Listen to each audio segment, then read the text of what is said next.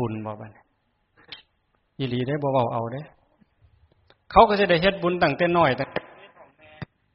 แม่พาไปไหว้พระพาไปรับศีลพาไปถวายทานพาเจริญสมาธิภาวนา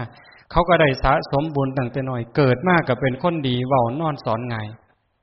โยมเลือกเอาทั้งหมดพระเจ้าบ่ได้ดลบันดาลพระพรหมบ่ได้ลิขิตจังซั่นจังว่าเฮ็ดอันใดใดอันนั้นมันเป็นการสร้างจิตวิญญาณทั้งหมดโยมพ่อใหญ่แม่ใหญ่คือกันกำลังหาห่อข้าวให้เจ้าของกำลังหาบังทิ้งแต่สมัยก่อนน่ะมันบ่มีขวดจังซี่เนาะ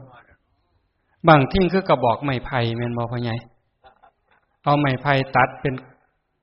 ขอมาแล้วก็จ่อจักหน่อยเอาน้ำเส้นนั้นเป็นกระบังพายน้ำหอดห่มจิกยังสิได้สวยหลังหอดห่มหั่งยังสิได้สวยหน้าหอดห่มหว่ายังสิได้อาบกิน